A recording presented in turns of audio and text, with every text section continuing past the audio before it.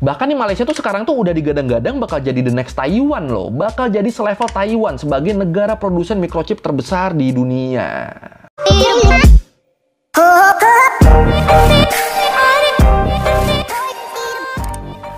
Oke, sebelum video react channel aku sore hari ini, jika di video sebelumnya kita sudah ngebahas tentang Malaysia yang berperan penting terhadap 5 negara. Ada 5 negara yang bergantung kepada Malaysia, bahkan bener-bener kayak dia tuh menggantungkan hidupnya kepada Malaysia karena alasan teknologi dan salah satunya itu semikonduktor gitu. Ternyata nih guys, Malaysia itu bener-bener saat ini sangat berambisi untuk memajukan bidang teknologi mereka. Karena itu adalah senjata yang mereka miliki saat ini. Mereka tidak mempunyai sumber daya alam yang cukup banyak dibandingkan Indonesia, tapi mereka fokus di bidang teknologi. Seperti yang akan kita bahas di video kali ini guys. Video dari sebuah channel judulnya Sepulang Sekolah, Learning by Googling kalau kalian sering nonton ya. Judulnya Ambisi AI Malaysia, siap fokus bidang teknologi. Calon raksasa chip global. Wow. Ini udah banyak banget YouTuber-YouTuber besar yang ngebahas tentang Malaysia bakal menjadi penguasa teknologi di masa depan. Apakah bakal menjadi kenyataan? Karena biasanya YouTuber itu membuat konten berdasarkan fakta dan juga berdasarkan data gitu. Penasaran? Kita lihat videonya karena videonya lumayan panjang juga. Tapi subscribe dulu channel ini, nyalakan juga lonceng notifikasinya, dan jangan lupa subscribe juga channelnya Sepulang Sekolah, linknya di deskripsi. Oke, sekarang kita lihat guys. Pemanfaatan AI itu berpotensi meningkatkan GDP Malaysia sampai 26% dalam 10 tahun ke depan. AI ini seperti banyak teknologi baru, ada satu bidang yang mesti dikuasai sekarang. Bahkan di Malaysia tuh sekarang tuh udah digadang-gadang bakal jadi the next. Kemarin kan kita udah bahas ya, gimana Cina sama Amerika saat ini mereka tuh lagi terlibat perang dagang. Dan salah satu penyebabnya adalah karena adanya persaingan di industri microchip. Nah, tapi ternyata selain Amerika sama Cina, sama Taiwan juga, ternyata ada lagi nih negara yang juga punya ambisi besar sama industri microchip ini. Negara yang masih tetangga kita sendiri, negara yang namanya Malaysia. Iya, ternyata Malaysia tuh punya ambisi yang besar banget nih buat jadi pemimpin di industri microchip. Dan salah satu motivasinya adalah karena kemajuan teknologi kecerdasan buatan, karena kemajuan AI. Tapi ini keren juga ya ambisinya ya, negara tetangga kita loh, tapi proyeksinya udah sejauh itu sampai pengen jadi penguasa industri microchip. Kalau kita kan, ya udahlah ya. Tapi emang seberapa menjanjikannya sih Malaysia di industri ini? Dan apakah ambisi ini terlalu muluk atau justru masuk akal buat Malaysia? Ya udah kalau gitu, ayo langsung aja kita bahas ambisi Malaysia yang pengen jadi penguasa industri microchip dan AI dunia di Learning by Googling. Kalau kita ngomongin industri microchip dunia, kita semua pasti tahu lah kalau nggak banyak negara yang ikut terlibat di industri ini. Ya, kalau mungkin lu ingat di video kita kemarin yang ngebahas kenapa Cina sama Amerika tuh rebutan Taiwan, di situ kan gue ada cerita kalau industri microchip tuh sekarang tuh bisa dibilang lagi dikuasain sama Amerika Serikat. Bahkan nggak cuma dikuasain, industri ini tuh bisa dibilang lagi dimonopoli sama Amerika. Dan satu-satunya negara yang bisa mulai ngejar dominasi Amerika ini tuh cuma Cina. Tapi walaupun sekarang yang benar-benar jadi pemain utama di industri microchip ini tuh cuma 2 negara tadi, tapi bukan berarti negara-negara lain tuh diem aja ya. Enggak. Tetap ada negara-negara lain yang nyoba buat gerak di industri ini juga. Dan salah satunya tuh Malaysia. Dan buat yang mungkin belum tahu, Malaysia tuh selama ini emang jadi salah satu negara yang terlibat di rantai produksi microchip dunia, khususnya di proses perakitan.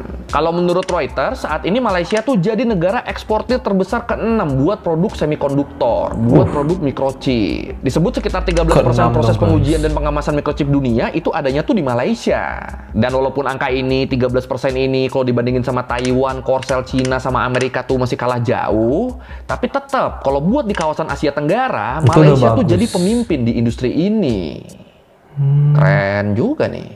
Malaysia has a 13% market share in global chip production, and it is aiming to boost its position by building Asia's largest integrated circuit design park in Selangor. Nah, kemarin kita juga udah sempat bahas kan, kalau industri microchip ini sekarang tuh emang jadi salah satu industri yang paling berpengaruh di dunia. Ya, sekarang gimana nggak berpengaruh coba? Pemanfaatan microchip tuh kan bener-bener udah mencakup banyak hal di kehidupan kita sekarang kan.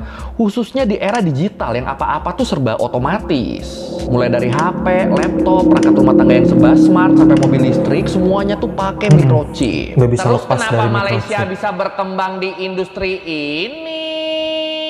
Ya bisa dibilang alasannya tuh basic banget sebenarnya. Karena Malaysia udah berani terjun di industri microchip dari jauh-jauh hari. Dari tahun 1970-an. Iya, jadi kalau menurut IDN, keterlibatan Malaysia di industri microchip tuh udah dimulai sejak tahun 1972. Iya kan? Waktu perusahaan microchip dari Amerika, Intel, tertarik buat ngebangun pabrik perakitan di Penang, Malaysia. Dan gak lama habis pabriknya berdiri, pabrik Intel di Penang ini tuh langsung ngasih pengaruh yang signifikan. Jadi wilayah Penang yang sebelumnya dikenal sebagai wilayah pertanian, itu pelan-pelan berubah jadi pusat perakitan microchip yang mempekerjakan hampir 1.000 pekerja waktu itu. Nah, gara-gara ini akhirnya wilayah Penang mulai nih jadi bagian penting dari rantai produksi microchipnya Intel. Bahkan 3 tahun kemudian, di tahun 1975, pabrik perakitan microchip Penang tuh udah mencakup lebih dari 50% kapasitas perakitan microchipnya Intel loh. Jadi dari semua chipnya Intel yang beredar di dunia waktu itu, 50%-nya tuh di Malaysia. itu dirakitnya di Penang, di Malaysia. Ini kan edan ya, siapa yang sangka coba Malaysia ternyata udah jadi bagian penting industri microchip dari tahun segitu. Dan kalau ditanya alasan kenapa Intel seberani ini buat ngebikin pabrik perakitan di Malaysia, hal ini nggak lepas dari keputusan pemerintah Malaysia waktu itu yang nerapin kebijakan free trade zone, nerapin kebijakan zona perdagangan bebas. Jadi kebijakan ini tuh ngebikin perusahaan yang berinvestasi di Malaysia jadi dapat banyak kemudahan nih, jadi dapat banyak keuntungan nih. Mulai dari mereka bakal bebas dari tarif ekspor impor, bebas dari berbagai jenis pajak, terus regulasinya juga dipermudah, dan mereka punya kontrol yang lebih ketat ke organisasi buruh. Dan terus yang jadi poin plus lagi, tempat-tempat yang ditawarin sama pemerintah ke para investor, itu tuh merupakan lokasi strategis yang terhubung sama jalur transportasi utama. Kayak terhubung sama jalan raya sama rel kereta api yang juga terhubung ke pelabuhan dan bandara. Ya pokoknya kalau lu buka pabrik di situ, itu jalurnya pasti aman lah. Kemana-mana pasti bisa, kemana-mana pasti terjangkau. Nah, dapat jaminan-jaminan kayak gini, ya jelas ini bakal bikin Intel nyaman lah buat bikin pabrik di Malaysia. Dan karena ngelihat kesuksesan pabrik Intel di Malaysia ini, masih menurut IDN, perusahaan-perusahaan ternama di bidang microchip lainnya, kayak AMD, HP, sama Hitachi, mereka akhirnya ngikutin Intel buat bikin pabrik di Malaysia. Makanya akhirnya di awal tahun 1980-an tuh udah ada 14 perusahaan microchip yang mutusin buat ngebangun pabrik di Malaysia. Dan ini segini, ini brand utamanya ya, belum termasuk anak-anak perusahaannya nih. Ini brand-brand besar ya. Dan berkat inilah Penang akhirnya bener-bener jadi kawasan industri microchip di Malaysia. Ya gila sih memang sih langkah-langkahnya sih ya, mantap, mantap. Ya maksudnya kayak pantas aja ya investor bener-bener nyaman banget karena Malaysia memberikan banyak sekali kemudahan, gak bayar pajak, gak ada bayar impor ekspornya. Jadi mereka tuh nyaman, kemudian berdatangan investor yang pada akhirnya tuh memajukan Malaysia sampai sekarang udah bener-bener tinggal metik buahnya aja Malaysia. An old player in the chip making game, though not talked about so much. Malaysia is fast becoming a favored destination for chip manufacturing. Companies are pouring in billions of dollars. Intel, for instance, is planning to invest $7 billion in Malaysia. German chip maker Infineon is bringing in another 7. NVIDIA, the company at the forefront of artificial intelligence chips, will spend $4.3 billion in Malaysia. Dan setelah sekian lama, ambisi Malaysia di industri microchip ini belakangan mulai disorot lagi nih. Waktu pemerintah Malaysia ngeluarin statement kalau mereka lagi nyiapin rencana jangka panjang buat jadi negara pusat pengembangan microchip dunia. Iya, jadi kalau menurut Nikkei Asia, di bulan Mei 2024 kemarin, pemerintah Malaysia tuh ngeluarin NSS, ngeluarin National Semiconductor Strategy, strategi semikonduktor nasional. Buat apa tuh? Jadi lewat strategi ini, Perdana Menteri Malaysia, Anwar Ibrahim, beliau nyebut kalau pemerintahannya tuh saat ini berencana buat ngelatih 60.000 insinyur lokal di bidang semikonduktor buat ngewujudin ambisi Malaysia sebagai pusat industri microchip. Terus buat program ini, Malaysia juga bakal ngegelontorin dana sampai 25 miliar ringgit atau sekitar 80-90 triliun rupiah. Anjir, gila dalam sih jangka Malaysia. waktu 5-10 tahun ke depan. Abis-abisan duit ini nantinya ya. selain dipakai buat ngelatih insinyur-insinyur tadi, selain ningkatin kualitas SDM-nya, duit ini juga tuh bakal dipakai buat ngasih pendanaan ke perusahaan microchip dalam negeri. Ya, jadi pemerintah Malaysia tuh pengen seenggaknya mereka tuh punya 10 perusahaan microchip sendiri. Itu target minimalnya tuh segitu tuh, 10 tapi punyanya sendiri. Ini ya keren banget sih ini sih. Sumpah. Aduh, jadi merasa ketinggalan gue. At the KL20 Summit 2024, Prime Minister Anwar Ibrahim outlined the nation's ambition. Ini Anwar nih, wih gila sih. Semiconductors, clean energy, agritech, Sumpah. and Islamic fintech. Malaysia boasts over 50 years of experience in semiconductor manufacturing, including assembly, testing, and packaging. Led by Anwar, the new Industrial Master Plan 2030 aims to strengthen Malaysia's tech industry, focusing on front-end activities like water fabrication and ICT. The world will be as wide as your mind. Design. Tapi walaupun udah mulai fokus nyiapin SDM dan perusahaan microchip dalam negerinya sendiri, tapi pemerintah Malaysia tuh tetap ngebuka lebar pintu investasi microchip di negaranya. Oh, tetap Jadi ya. investor-investor luar itu tetap dibolehin masuk tuh. Apalagi kalau menurut Anwar Ibrahim di pidatonya di Southeast Asia Semicon 2040, pameran teknologi dan industri semikonduktor Asia Tenggara, di situ beliau bilang, dengan adanya ketegangan antara Cina sama Amerika di industri ini, Malaysia tuh janji bakal jadi negara yang netral dan aman buat produsen microchip di seluruh dunia. Jadi buat perusahaan-perusahaan, buat investor-investor yang nggak pengen kebawa arus ribut-ributnya Amerika sama Cina, mereka tuh jadi punya pilihan buat investasi di Malaysia. Pinter ngeliat celah juga nih Malaysia.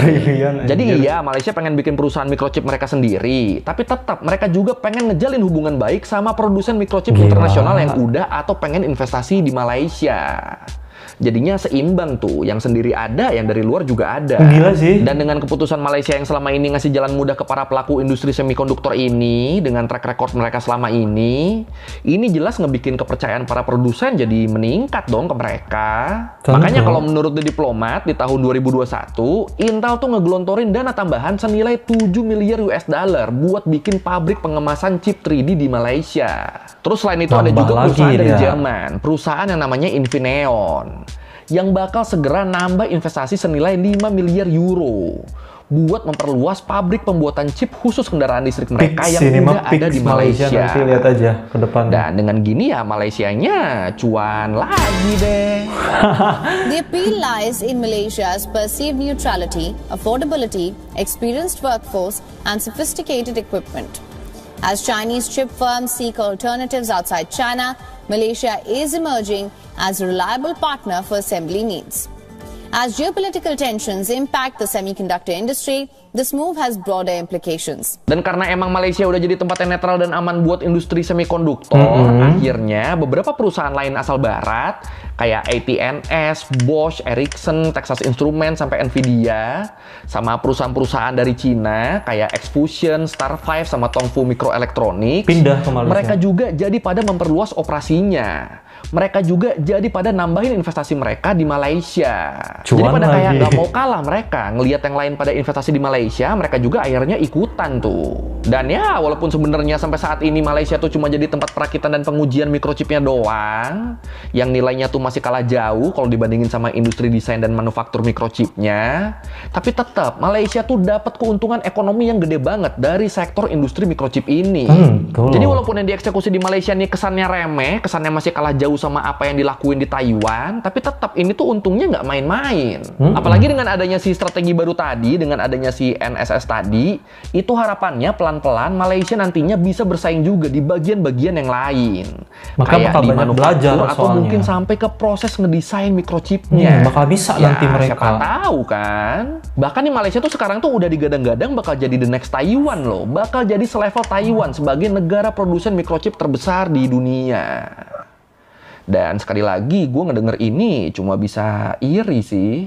Dan kayak yang gue sebut di awal tadi, salah satu alasan kenapa Malaysia belakangan ini tuh ngebet pengen jadi pusat industri semikonduktor dunia, itu adalah karena berkembangnya AI.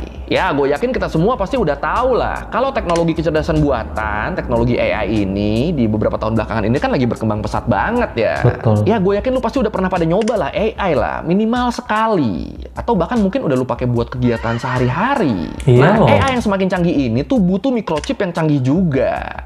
Makanya nggak heran kalau perusahaan semikonduktor kayak Nvidia belakangan ini sahamnya tuh jadi naik gila-gilaan. Dan kalau ngomongin AI, Malaysia sendiri, mereka tuh ternyata udah ngeproyeksiin gimana pemanfaatan AI ini bakal berkontribusi ke peningkatan perekonomian negara. Iya, jadi di Malaysia Digital Economic Blueprint yang dirilis di tahun 2021, di situ pemerintah Malaysia tuh nyebut kalau Pemanfaatan AI itu berpotensi meningkatkan GDP Malaysia sampai 26% dalam 10 tahun ke depan. Gede banget. Gede amat ini. Dan ini nggak heran sih kenapa AI diproyeksikan bakal bisa ngegenjot perekonomian Malaysia sampai segitunya. Iyalah. Soalnya ya tadi, sekarang tuh kan udah ada perusahaan teknologi raksasa dunia kayak Microsoft, Amazon, Web Service, Google, sampai ByteDance yang berinvestasi miliaran dolar di Malaysia. Makanya dengan posisi yang udah begini, pemerintah Malaysia jadi bener-bener ngedorong digitalisasi dan penerapan AI ke dalam industri. Dan ya balik lagi, ini berkat nabung dari jauh-jauh hari ya, berkat investasi di industri microchip dari tahun 1972 kan. Awalnya jadinya dari ya sekarang tinggal narik-narikin sama memperluas manfaatnya aja tuh. Tinggal petik buah kata Jadi aku ya juga emang tadi. sepenting itu ya, visi ke depan dalam bernegara tuh emang sepenting itu. Please deh fotonya. Sedih. AI ini seperti banyak teknologi baru, ada satu bidang yang mesti dikuasai sekarang dan mesti diterima kelajuan perubahan Pintar yang banget memaksa dia. kita untuk cepat menangkapnya. Dan buat makin ngegenjot pemanfaatan AI yang maksimal, pemerintah Malaysia tuh bahkan sampai ngegelontorin dana sekitar 4 juta dolar buat ngebikin fakultas AI pertama di Universitas Teknologi Malaysia. Dan bakal disusul sama pembukaan program serupa di universitas-universitas yang lain dalam beberapa tahun ke depan. Jadi ya dari sini aja udah kelihatan nih, seserius apa sih pemerintah negara tetangga kita ini di sektor industri teknologi, khususnya di sektor microchip sama pemanfaatan kecerdasan buatan. Dan ini kelihatan banget jadi ya betapa sinkronnya program-program Malaysia ini. Ya kan, mereka punya blueprint buat pengembangan ekonomi digital, nah terus itu didukung sama strategi buat ngejalanin industri semikonduktor. Nah ini dua-duanya sinkron nih, dua-duanya hadir buat mastiin Malaysia jadi negara pemimpin industri teknologi. Yakin. Khususnya di kawasan ASEAN. Gila. Udahlah. Tapi kalau di kita ada gak sih strategi terkait microchip dan AI ini? Atau masih los-los aja udah? Yang mana nih? Silakan komen. To nurture talents capable of driving AI innovations, Malaysia launched its first ever AI faculty within University Technology Malaysia, a $4 million investment. Oke, sekian Layar Beguging kali ini tentang ambisi Malaysia di pentas microchip dunia. Sama di AI juga tuh sekarang tuh mulai tuh. Dan ini sejujurnya kalau ngelihat negara tetangga kita semaju ini, sevisioner ini, jadi berasa ketinggalan banget nggak sih? Ya kalau lu merevisi kayak gue udah salah, atau mau nanya atau nambahin video, bisa tulis di komen, kita diskusi kayak biasa. Sekali lagi, thank you nonton, jangan lupa like, comment, subscribe. Bye. Jangan lupa guys, ini seru banget. Gila pembahasannya nih, orang pinter banget sih. Dan itulah kenyataannya guys. Malaysia mendapatkan ini bukan 1-2 hari, berpuluh-puluh tahun. Disiapkan dari 1972. Sekarang mereka udah bisa memetik hasilnya. Kita kemana aja? Ya gak tahu. Masih di sini aja mungkin. Fun fact-nya, beberapa kali aku mendengar penjelasan barusan gue merinding, sumpah. Pintar banget Malaysia, pintar nyari celah mereka. Yang kalian tahu kan, Cina dan Amerika sekarang lagi berseteru soal semikonduktor.